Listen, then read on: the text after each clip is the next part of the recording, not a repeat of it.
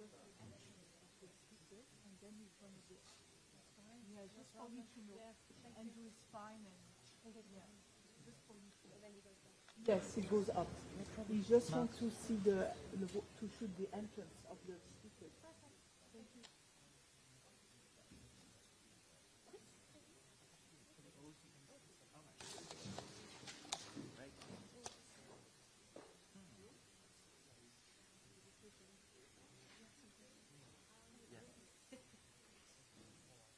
So you put the water in the glass? Yeah.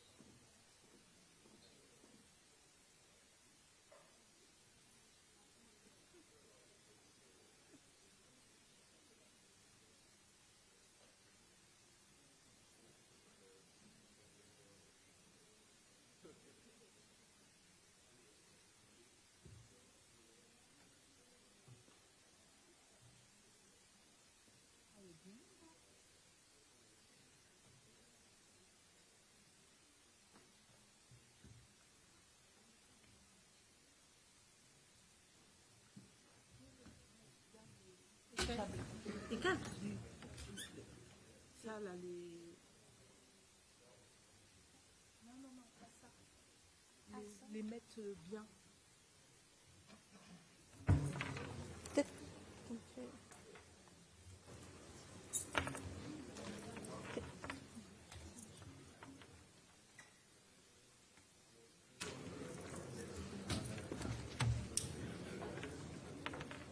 Les mettre bien à plat. Bah oui. Les mettre à plat. Comme ça, à plat.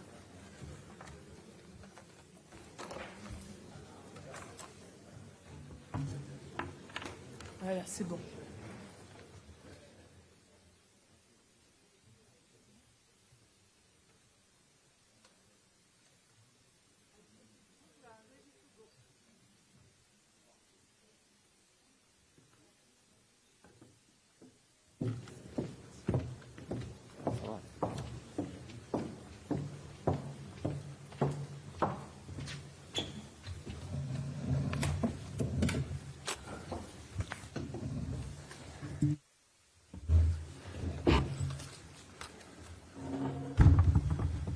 Bonjour à tous. Good morning, everyone.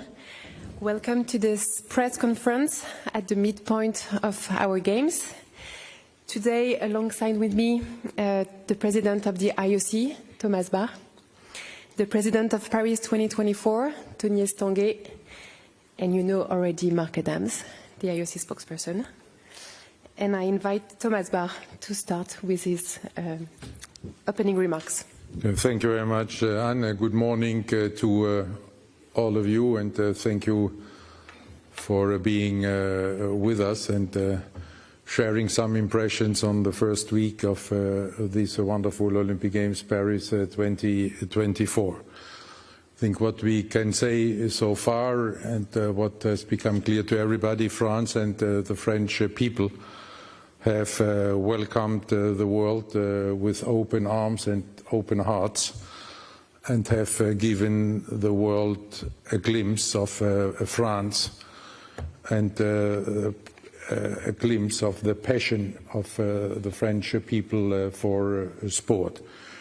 This is France completely in love with the Olympic Games in the city of love, Paris, but not only in Paris, but overall in France, and therefore I would like to congratulate Tony and his team again for creating this welcoming atmosphere, and also for creating the slogan "Games Wide Open." It could not be a more appropriate slogan for these games. Millions on the streets of Paris, full venues everywhere, an unrivaled atmosphere at the swimming, at the rugby, at the sailing, and in Marseille, where I was yesterday, and in particular, of course, at the fencing in the Grand Palais, which is the peak of everything I could experience with regard to fencing. I may even say you have never seen fencing until you have seen the fencing in the Grand Palais. Thousands of people cheering and singing for every competitor in this magnificent setting, and with a unique presentation of the athletes. So I'm already looking forward to go back there tomorrow, when the most important of all of the fencing events is taking place, for not to say in the games, the team foil event, then tomorrow evening, if you want to say, my own event there in the games. And the triathlon was sensational, or should I say sensational? I don't know if it works, but I gave it a try, you know. At least say it was a good try. If you, the athletes love it, and these Olympic Games are clearly about the athletes. This overall excitement what I'm referring to is a two-way street. You know, the athletes, with their passion and their unprecedented quality of the competition, inspire the audience, and the audience lifts the spirit of the athletes. And therefore, I cannot remember having seen so many close competitions and so many tight decisions like we have had it here in Paris. This is also proof that all the efforts we undertake with Olympic solidarity, along with the development programs of many international federations, are clearly leveling the playing field. And this is a strong encouragement for us at our Olympic solidarity that we are on the right track to have increased this Olympic solidarity budget for the next Olympiad to $650 million to level the playing field even more. Managing this overwhelming success of these Olympic Games Paris 2024 is a high-quality Olympic performance by itself, and a high-quality Olympic performance by the organizing committee, the workforce, the security teams, the volunteers, and everyone else involved working for these games. And I would like to express my sincere and heartfelt thanks to each and every one of them, and would be very pleased, Tony, if you could pass it on to everybody in your teams and around your teams. They show in their way Olympic spirit at its best. All this creates a magic that inspires the world. The broadcast and digital figures are going through the roof. To give you a few examples, France, 83.3 audience share for the opening ceremony. In the US, the NBC streaming platform Peacock already topped the total of Tokyo 2020 and Beijing 22 combined after just 3 days of the Games. Warner Brothers Discovery, the rights holder for Europe, exceeded the total unique streaming viewers for Tokyo in just the first 2 days of the Games. In Japan, after less than a week, 82.7% of the total Japanese audience has watched the Olympic Games. On the Olympic social media handles alone, just on these Olympic social media handles, more than 8.5 billion engagements have been counted to date, already 40% more than during the entire Tokyo 2020 period. And all these audiences benefit from the incredible images going to the world from OBS and through our media rights holders. Therefore, we can say with great confidence we are on track for more than half of the entire world's population to follow the Olympic Games Paris 2024. These are the first Games delivered under the reforms of Olympic agenda. More sustainable, more urban, more inclusive, more youthful. The first Olympic Games with full gender parity on the field of play. If you listen to the athletes, you realize for them the Olympic Village is a real home away from home. And in the village, our mission to unite the world in peaceful competition is brought to life. You have the athletes from all the territories of the 206 NOCs and the IOC Refugee Olympic team living together under this one roof peacefully in the Olympic village. And in this world torn apart by wars and conflicts, we remain the only event in the world that can bring the entire world together at this moment. And this is a mission we got from our founder, Pierre de Coubertin, and this is a mission that Paris 2024 is about to deliver. But we are not there yet. As Olympians, Tony and I know very well, it's halftime, and the results will be counted until after the last whistle, and second halftime can be still full of surprises.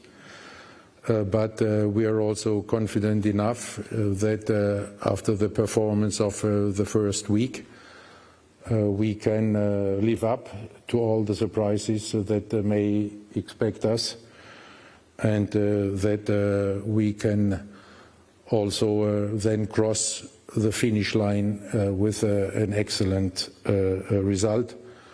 So altogether, everything at this moment is in place for Olympic Games Paris 2024 to be Olympic Games of a new era. Thank you. Merci beaucoup, Monsieur le Président. Quelques mots aussi de mon côté pour vous souhaiter la bienvenue pour cette conférence de presse à mi-jeu. 8 jours déjà se sont écoulés depuis la cérémonie d'ouverture. Il reste 8 jours jusqu'à la cérémonie de clôture. Vous le savez, on s'est déjà exprimé à plusieurs reprises. Pour Paris 2024, c'est un immense honneur, forcément, de renouer avec ce fil de notre histoire olympique, tellement d'émotions 100 ans après les derniers Jeux de nouveau de tenir cet événement planétaire ici en France. Depuis bientôt 10 ans, toutes les équipes du comité d'organisation sont mobilisées pour travailler et montrer le meilleur finalement de ce pays avec des Jeux particulièrement ambitieux que nous avons souhaité porter avec d'un côté des Jeux spectaculaires, créer l'exceptionnel, montrer le meilleur de ce pays pour valoriser les plus belles performances des athlètes. Et puis aussi des Jeux qui s'engagent, des Jeux qui veulent montrer un nouveau modèle de livraison pour là aussi répondre aux défis de notre temps. Je suis particulièrement heureux parce que effectivement notre pays, la France, a pu faire la démonstration sur cette première semaine de sa capacité à organiser de grandes choses. Quand on se rassemble, on est capable de montrer le meilleur de nous-mêmes pour se mettre au service de la réussite des Jeux Olympiques, montrer le meilleur de la France pour montrer le meilleur des Jeux. Et les Jeux Olympiques, comme le disait à l'instant le président Thomas Bach, nous le rendent bien parce qu'ils ont apporté énormément de bonheur et d'émotion à notre pays. Ce qu'on vit depuis une semaine est assez exceptionnel et historique. Il se passe quelque chose d'assez extraordinaire et exceptionnel en France. Alors peut-être quelques images rapidement à partager avec vous. Des Jeux spectaculaires, on a été ambitieux pour choisir des sites de compétition dans Paris, en Île-de-France, pour mettre à l'honneur aussi Paris, sa capitale, son patrimoine exceptionnel de toute l'Île-de-France, avec des images qui ont fait le tour du monde et qui resteront, je crois, à jamais comme des images très spectaculaires de cette édition des Jeux de Paris 2024. C'est pas qu'à Paris, c'est également dans toute la France. On l'a vu, des images aussi très spectaculaires à Marseille, à Tahiti, pour là aussi démontrer que tout ce pays est mobilisé pour réussir ces Jeux avec des sites qui sont vraiment exceptionnels. C'était le premier enjeu, montrer des sites exceptionnels pour mettre en valeur les performances des athlètes. Le deuxième enjeu, c'était l'ambiance, la ferveur. Et là aussi, voilà, on a été gâtés cette première semaine. Ça a été absolument exceptionnel ce qui s'est passé dans chacun des sites de compétition. Une ferveur, une ambiance voilà, qui fait du bien des Français et finalement des spectateurs du monde entier partagent des moments historiques avec des fréquentations voilà, qui nous dépassent presque. On a eu plus de 2 millions de visiteurs sur les sites de célébration de Paris 2024 sur cette première semaine, dont 1,6 million partout en France, 400 000 juste sur les zones de célébration dans Paris. Au-delà des sites de compétition, hein, on parle de 2 millions de personnes qui se regroupent en dehors des sites de compétition pour vivre la magie des Jeux dans des zones de célébration comme que vous voyez ici, que ce soit au Parc des Nations, à la Villette, où on a eu plus de 400 000 personnes qui se sont regroupées, ou le Parc des Champions également, avec là aussi une fréquentation assez exceptionnelle et une ambiance voilà, qui fait du bien avec un super état d'esprit.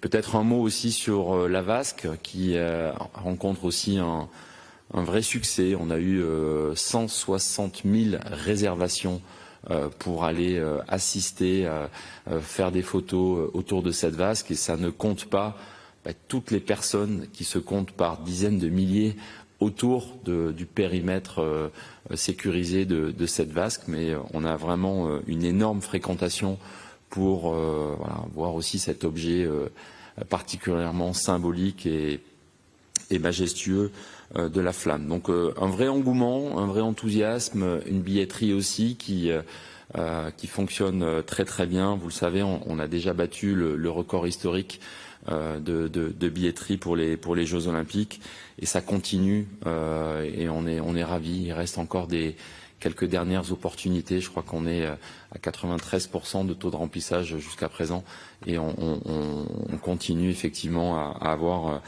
des opportunités qui sont remises régulièrement sur la plateforme de vente. Donc n'hésitez pas aussi à le relayer. Quelques images de sport, parce que voilà, toute cette organisation, elle nous a permis de vivre des moments historiques dans notre pays, bien évidemment, avec des légendes du sport français qui se sont soit confirmées, soit révélées, et on est ravis de vivre ça à l'échelle d'une nation, avec des audiences, le président en parlait à l'instant, des audiences records en France. Voilà, qui font forcément plaisir, et puis des légendes internationales également qui nous inspirent et que l'on tient à féliciter, à remercier surtout pour ces moments incroyables qui nous ont fait vivre cette première semaine. Merci à Simon Biles notamment, ou à Jessica Fox, qui est le deuxième sport le plus important après l'escrime, bien évidemment. Alors, on peut le mettre en Ah, ça va alors, merci. Mais voilà, j'ai été très impressionné par les performances aussi de Jess cette semaine, et je tenais à la féliciter aujourd'hui. Peut-être un mot également, au-delà de cet enjeu spectaculaire, vous le savez, c'était important pour Paris 2024, d'utiliser la dynamique des Jeux pour faire avancer des sujets très importants. J'en cite 3 particulièrement. Bien évidemment, le côté environnemental et cette scène qui a fait beaucoup parler. Mais voilà, c'est formidable de laisser un héritage majeur pour ce territoire, avec un fleuve de meilleure qualité, dépollué, et surtout accessible à la baignade pour le grand public à partir de l'été prochain. Donc c'est remarquable de voir le pouvoir des Jeux. Un deuxième enjeu, ça a été mentionné également par le président, sur la place du sport féminin. On a mis ici une image du rugby féminin qui a battu avec 66 000 spectateurs le record de fréquentation pour tout match de rugby féminin, qu'il soit à 7 ou à 15. C'est une vraie, voilà, c'était un enjeu important pour le CIO, pour les fédérations internationales, pour la France et Paris 2024, de nous mobiliser collectivement pour donner la plus belle visibilité au sport féminin. Et on a des chiffres qui font plaisir et qui permettent vraiment, au-delà de la participation des athlètes paritaires, aussi la volonté d'avoir des ambiances et des fréquentations exceptionnelles. On s'est mis, on a été très ambitieux là-dessus avec des grands stades pour beaucoup de sports et effectivement on est ravis de voir cette fréquentation exceptionnelle pour les matchs aussi féminins. Et puis un dernier mot, alors je ne sais pas si c'est la plus belle image, mais on la trouve assez touchante. On sait combien les Jeux ont un rôle à jouer aussi pour inspirer la nouvelle génération, à donner envie de faire du sport. C'est peut-être ça l'enjeu principal aussi en termes d'héritage. Et on sait qu'il y a toute une génération de jeunes, d'enfants qui vont avoir envie de faire beaucoup plus de sport que ce qu'ils ne faisaient auparavant. On a beaucoup travaillé avec les acteurs publics français, avec les clubs, les fédérations, pour que les clubs en France puissent accueillir beaucoup de jeunes nouveaux licenciés qui vont se mettre au sport. Beaucoup d'entre nous ont commencé les Jeux, en tous les cas c'était mon histoire personnelle, parce que je les ai vus à la télévision d'abord. Ça m'a donné envie de faire du sport et de la compétition et on sait forcément que ce sera le cas pour des millions de jeunes à travers la planète et c'est un enjeu important d'héritage pour nous tous. Donc forcément, moi je voudrais remercier, comme le président Thomas Barr vient de le faire, l'ensemble des soutiens. D'abord le CIO, pour l'instant ça se passe extrêmement bien parce qu'on a su travailler ensemble depuis le début de cette aventure. Bien évidemment, un mot particulier pour nos 45 000 volontaires qui sont remarquables, souriants, accueillants, passionnés. Ils mettent une énergie aussi qui contribue à cette ferveur populaire. Et puis aussi tout le staff. Voilà, là il y a qu'une personne à l'écran, mais je peux vous dire qu'on est extrêmement fiers aussi du professionnalisme des équipes de Paris 2024 qui travaillent dur d'arrache-pied pour offrir la plus belle expérience à l'ensemble des athlètes et des parties prenantes pour ces Jeux. Et je voudrais vraiment les remercier. On n'est qu'à la mi-temps, donc forcément on est extrêmement concentré et déterminé pour aller jusqu'au bout. Je ne peux que soutenir les propos du président. Bien évidemment, la partie n'est pas gagnée, on en a bien conscience.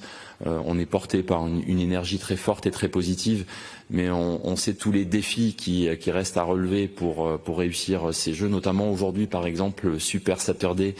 C'est une journée particulièrement intense, peut-être la journée la plus intense de tous les Jeux, avec beaucoup d'opérations sur tous les fronts, tous les sites.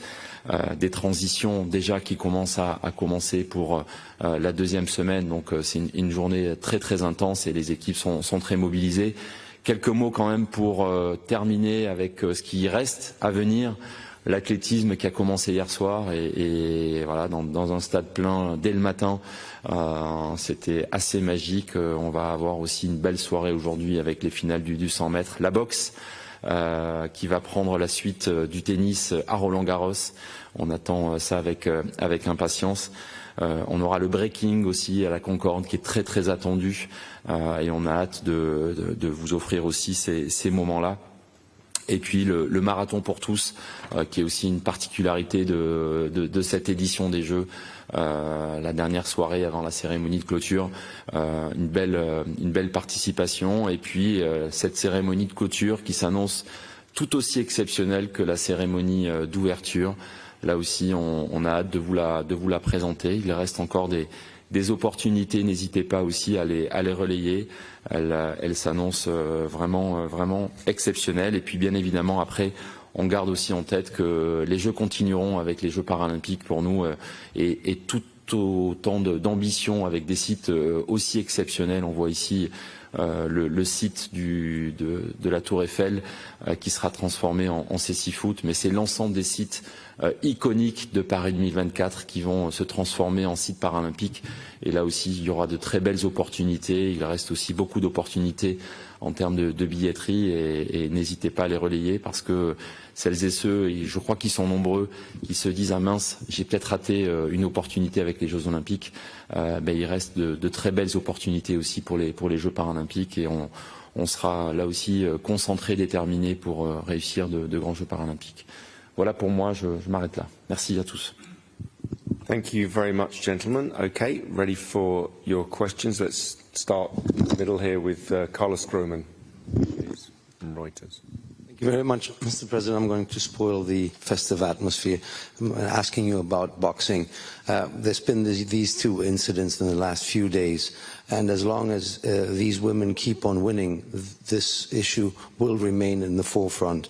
How do you feel about how it has been projected up to now, and what do you think the IOC can do to put an end to this ongoing gender dispute? Thank you. To put an end, that's more up to you than up to us. Let's be very clear here. We are talking about women's boxing, and we have two boxers who are born as women, who have been raised as a woman, who have a passport as a woman, and who have competed for many years as woman. And this is the clear definition of a woman. And there was never any doubt about them being a woman. What we see now is that some want to own the definition of who is a woman. And there I can only invite them to come up with a scientific-based new definition of who is a woman, and how can somebody being born, raised, competed and having a passport as a woman cannot be considered a woman. If they are coming up with something, we are ready to listen, we are ready to look into it. But we will not take part in a politically motivated, sometimes politically motivated cultural war. And allow me to say that what is going on in this context in the social media with all this hate speech, with this aggression and abuse, and fueled by this agenda is totally unacceptable. Okay. I think Wakako wanted to ask you a question. Wakako. Thank you, President. Wakako Yuki from the Yomiuri Shimbun. Good morning. One follow-up and one question, if I may. Yes, also a sad part about this saga is that it's not exactly athletes' fault. Would you share your thoughts on human rights of the athletes participating in a competition, of course coupled with how to keep the fairness in it? Also, we had Court of Arbitration Sport decision yesterday regarding Beijing figure skating team medal, and for the medal awarding ceremony, would you be inviting bronze medalist? Thank you. Now, you know, when you speak about human rights then you have the human right of every woman to participate in a women's competition. And this has also been highlighted, you know, by many organizations, federations, and I also would like to quote here the Italian boxer who was competing against the Algerian female boxer. She said, you know, these controversies have definitely made me sad, and I feel sorry for my opponent, who is also only here to fight. I have nothing against Khelif. If I met her again, I would hug her. And I think this explains it all, and this is what the Olympic spirit is about. The respect for your opponent, whether you win or whether you lose. And by the way, both of these women have lost a number of fights. Iman has lost alone 9 fights in international competitions in the recent years. And there was never an issue about this. She has even been invited by the Italian Boxing Federation to train with her Italian fellow athletes in Italy, and there was no issue about this. Medals, President. There was a question about the medals, the medal allocation. With the figure skating, with regard to the CAS decision yesterday, we have taken note of this decision, and of course the IOC will, as always, respect the CAS decision. Okay, we're going to go. Sorry, President. We're going to go to Rob Harris, then we're going to go to a lady there. Yeah, we're going to. Hi, Rob Harris from Sky News. Disinformation has been mentioned a lot at these games, particularly in the context of these two boxers. Do you believe the Russian state could be involved in sowing doubts over the gender status of the boxers, trying to stoke disruption in some form? I cannot make this precise, but what we have seen, from the Russian side, and in particular from the International Federation, from which we had to withdraw the recognition for many reasons that they have undertaken already way before these games with a defamation campaign against France, against the games, against the IOC, and they have made a number of comments in this respect, which I do not want to repeat, to give them not too much honor. So if you want to have an idea about the credibility of information coming from these not anymore recognized international federations, I can only suggest to you look into the comments they and the leaders of this federation have made recently, and then make your own judgment. You mentioned the culture war aspect. There have been calls for consistency. Does the IOC believe that any athlete who lives as a woman should be allowed to compete in women's sport without their status being questioned? Every woman who is, according to the rules, a woman, then has to be allowed. And the definition of who is a woman, and to ensure the fairness of the competition, for this we have our framework in place. This needs a scientific base, and this has to be carefully evaluated, and this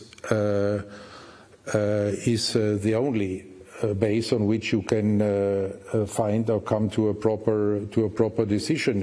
You will not come to a proper decision if you organize a poll in the social media. Do you think this person is a woman or is not a woman? And everybody in our world apparently feels obliged to say everything to anything, without really considering the sometimes very complex circumstances. Thank you. Yeah, lady at the back there is eager to ask a question. We'll come to Franck Jeux after that. Yeah. Bonjour, Tamara Alteresco de la télévision de Radio-Canada. Bonjour, désolée de vous faire répéter, mais j'aimerais vous entendre en français sur la déferlante de propos qui remettent en question l'identité de la boxeuse algérienne. Vous avez dit que... Est-ce que vous prévoyez des sanctions pour les athlètes qui continuent à remettre son identité, entre autres l'adversaire qu'elle va affronter ce soir, originaire de la Hongrie? Comment vous allez gérer ce qui, selon vous, est une participation juste et équitable aux Jeux Olympiques? Et après, Monsieur Estanguet, j'aimerais vous entendre. Vous avez parlé de jeux ouverts, de succès, du côté peut-être plus sombre des cérémonies, et ce sont les menaces qui ont mené à des enquêtes criminelles. J'aimerais vous entendre là-dessus. Merci. With regard to the first question, I can only refer you En français, to... s'il vous plaît. I think, we have to respect here all your colleagues who may be interested in the answer to this question as well. I can only refer you to the statement having been issued by the National Boxing Federation of Canada, who is expressing clearly the respect, for this decision and for these two boxers. And what I think about the hate speech going on in the social media, I think I have explained very clearly. No, for the athletes themselves, not the social media, saying I will not lose my fight. In the social media, there are not only athletes, and I will not comment on each single comment of the many million comments in the social media. What is going on there with this hate speech is unacceptable for anyone who is using hate speech. Tony. Oui, merci. Concernant la question sur la cérémonie d'ouverture et votre question, moi ce que je peux vous dire, c'est que forcément, du côté de Paris 2024, on condamne fermement toutes ces menaces et ce harcèlement qui a pu y avoir envers Thomas Joly et les artistes impliqués sur cette cérémonie d'ouverture. Nous, on apporte bien évidemment notre soutien à toute cette équipe extraordinaire qui nous a offert, selon nous, un moment extraordinaire, avec beaucoup d'audace et de difficulté à livrer. Cette cérémonie, elle fera date à jamais, et elle repose beaucoup sur le talent, le génie de Thomas Joly et de tous les artistes impliqués. Et bien évidemment, il n'y a aucune raison d'expliquer, de pouvoir justifier une telle vague de critiques et de harcèlement que nous condamnons. Et nous, bien évidemment, on est complètement en soutien de cette équipe qui continue d'ailleurs à travailler pour préparer les cérémonies qui arrivent.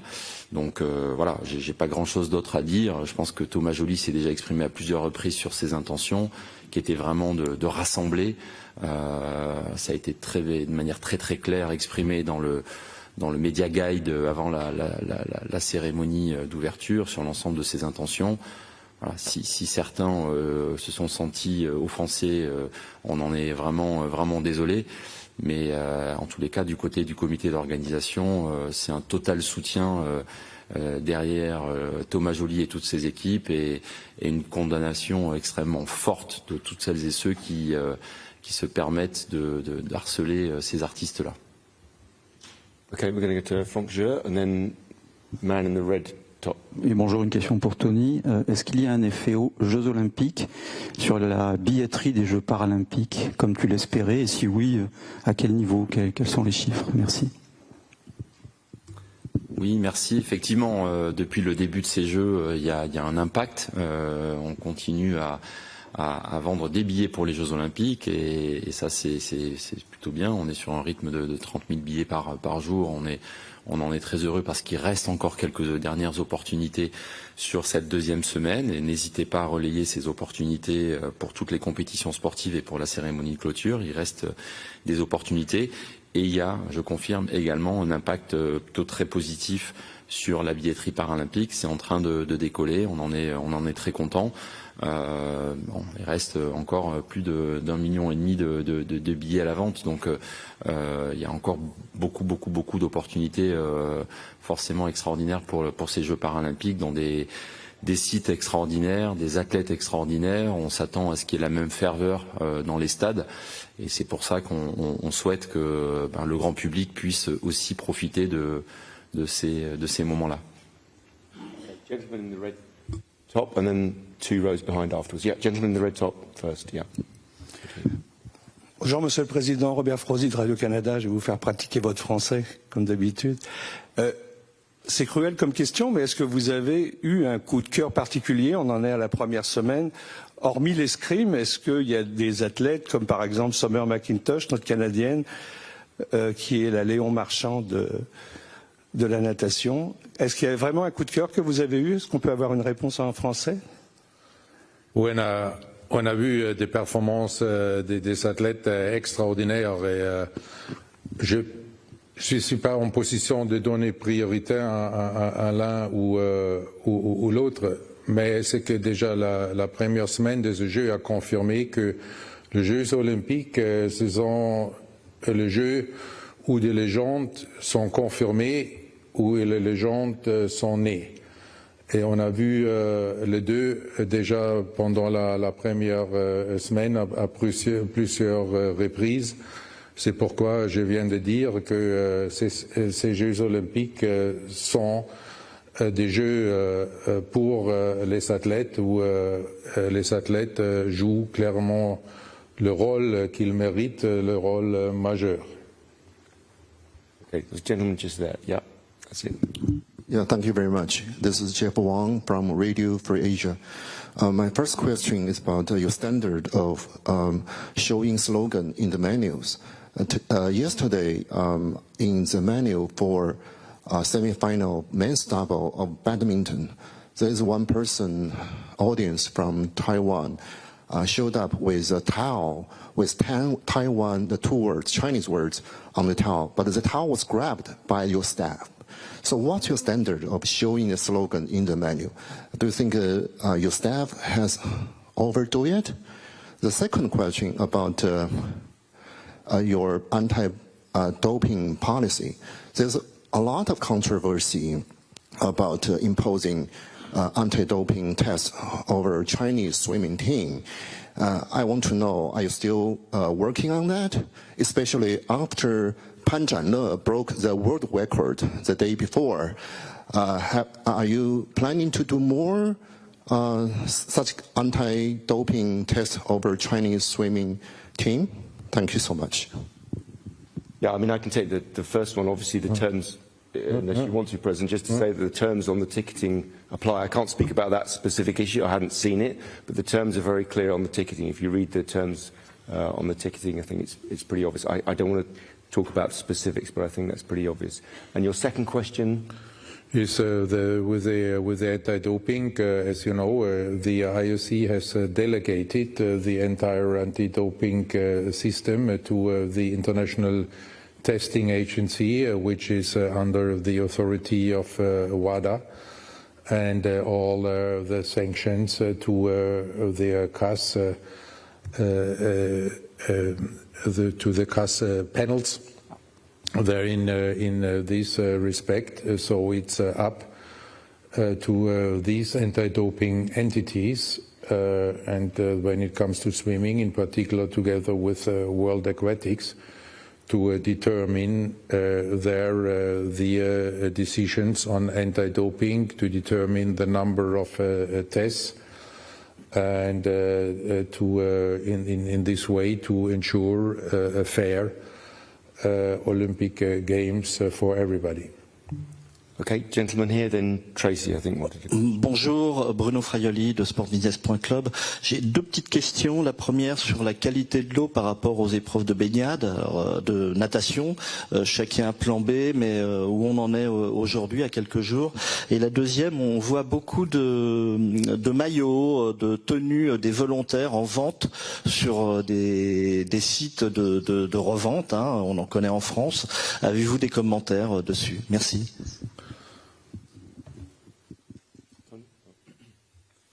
Alors, sur la première question, vous le savez, on est mobilisé pour organiser les compétitions d'abord de triathlon. Il reste encore une épreuve de relais qui aura lieu ce début de semaine. On a prévu pour ça une fenêtre jusqu'à mardi prochain. Donc aujourd'hui, voilà, la familiarisation ne se tient pas parce que suite aux derniers orages, on ne veut pas prendre de risques pour la santé des athlètes. Mais on continue à monitorer bien évidemment l'évolution de la qualité de la Seine pour voilà, organiser cette épreuve par équipe dans la Seine. Aujourd'hui, il n'y a pas particulièrement raison à penser qu'elle ne se tiendra pas. On a su démontrer la semaine dernière, avec des conditions atmosphériques et climatiques et de pluie exceptionnelles, que la qualité avait pu être finalement réunie au bout de 2 jours. Là, les prévisions météo ont l'air plutôt bonnes pour ce week-end. Donc, il y a plutôt aujourd'hui de la sérénité du côté des équipes pour que les épreuves puissent se tenir à la fois pour l'épreuve de relais de triathlon et pour l'épreuve de natation marathon. Et concernant tu veux prendre? J'étais pas au courant. Donc, En effet, on n'a pas connaissance et on n'a pas observé ces ventes. Donc on va regarder. Peut-être juste ce qu'on peut dire, c'est que déjà, je crois que c'est une tenue qui plaît beaucoup aux volontaires.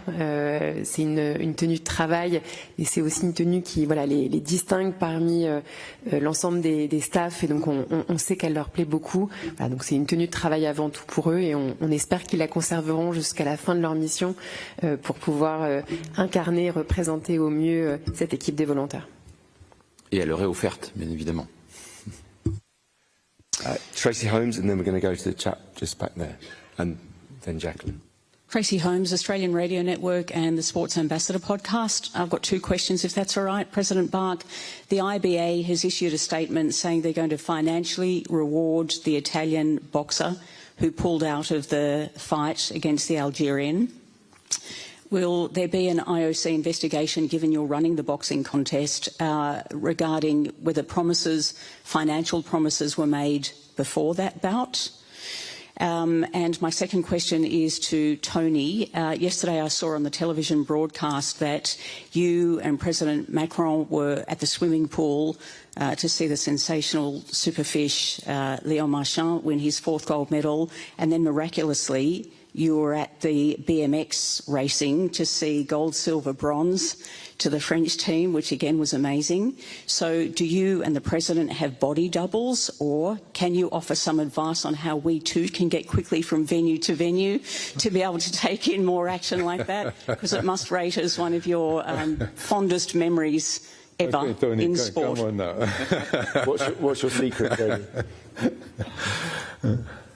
Let me actually take the first one. I think the President already made quite clear, but I mean, if anything, about the credibility, authority of the people leading the IBA and the claims they're making, I think you first, as the President said, need to take a look online at the comments that are being made there about the IOC, about the Games, about France, and also some abusive attacks. I mean, these people have no credibility, maybe in their own minds, but they have no credibility for anybody else, so we won't pay that any attention.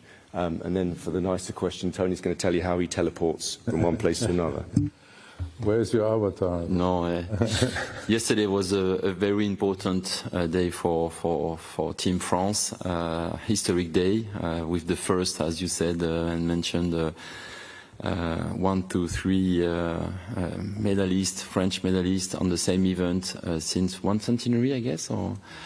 So it's been a historical moment, and yes, there are good things to be president of the organizing committee that I never experienced before, because usually I'm used to go by cycle in the venue from venue, but for the games, and yesterday evening, I had the privilege to be with President Macron, so it's a little bit faster, I confirm, to go with the police to open the road to make sure that we will be on time. But it was a fantastic and unforgettable evening for all of us.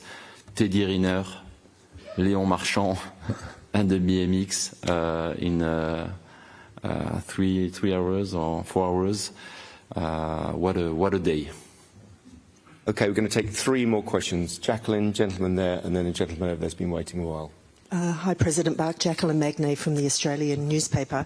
I'm just wondering your earlier comments, and Mark has previously said you're not going to introduce or reintroduce gender testing, but I'm just wondering what the position of the IOC is on, in general, DSD athletes and trans women competing in these games. And people, if they identify as women on their passports, does that mean that they can compete in the women's category? And I'm also, are you comfortable with that? And I'm also wondering, are you comfortable that these games had a convicted child rapist of a 12-year-old girl participate, and whether you felt that undermined the reputation of these games? I will not confuse the two issues. We are not talking about the transgender issue here. This is about a woman taking part in a woman's category, and for all the rest, the IOC framework, which is scientifically based, applies to all federations. This is available to everybody on the website, and the rules of the international federations are on the websites to be followed by everybody. But I repeat here, this is not a DSD case. This is about a woman taking part in a women's competition, and I think I have explained this now many times, and I would only like to ask really each and everybody to respect these women, and to respect them as women, and to respect them as human beings, and not their coming in any way near to the confusion which some want apparently to create unintentionally. With regard to the Dutch player, this is a decision of the National Olympic Committee, which they have to take and which they have to justify. Okay, we're going to take two more questions. Gentleman there, and then a gentleman at the back's been waiting a long time. Apologies to anyone else. It's Guy Jackson from AFP. A question for President Bach.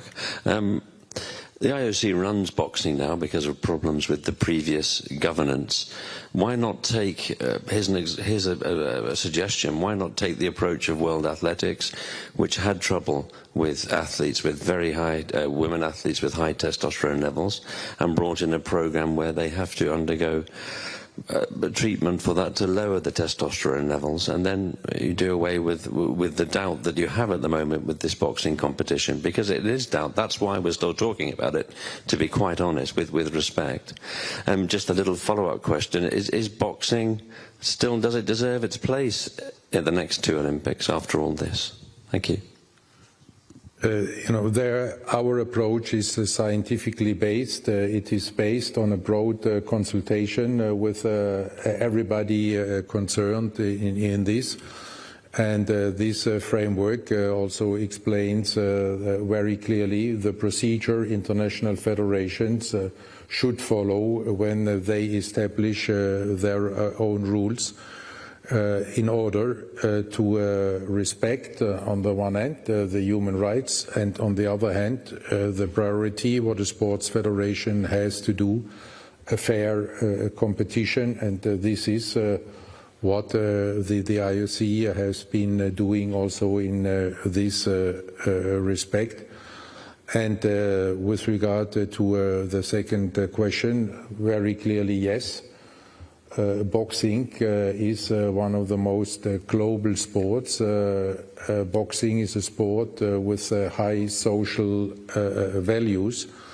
When you look in the sociology of the boxers, then you see that in any country, many boxers tend to come from underprivileged parts of society, and boxing offers them many opportunities, not only on the field of play but also off the field of play, and this is particularly true for women in countries where women's rights are not fully respected, or where the rights of women are not necessarily part of the culture in these countries.